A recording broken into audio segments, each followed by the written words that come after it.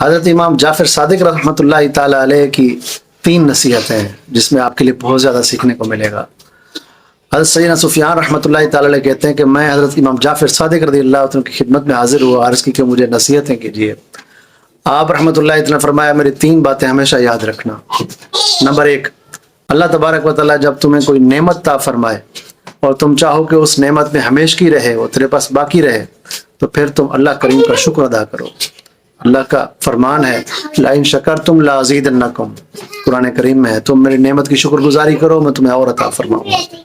Number 2، جب تمہیں کوئی رزق میں تنگی محسوس ہو تو پھر اللہ تبارک و تعالیٰ کی بارگاہ میں استغفار کرو، اور سورہ نوح کی آیت کریمہ آپ نے پڑھی، استغفروا ربکم انہ کان غفارا، یہ آیتیں آگے تک پڑھی آپ نے مزید۔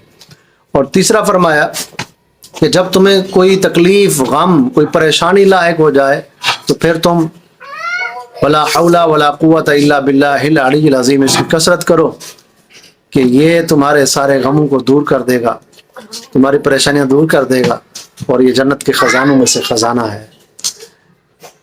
امام جعفر صادق رحمۃ اللہ تعالی علیہ کا عرس مبارک 15 رجب المرجب کو ہوتا ہے۔ آپ کو احسان ثواب بھی کیجیے، نصیحتوں پر عمل بھی کیجیے، انشاءاللہ آپ کو فائدہ ہوگا۔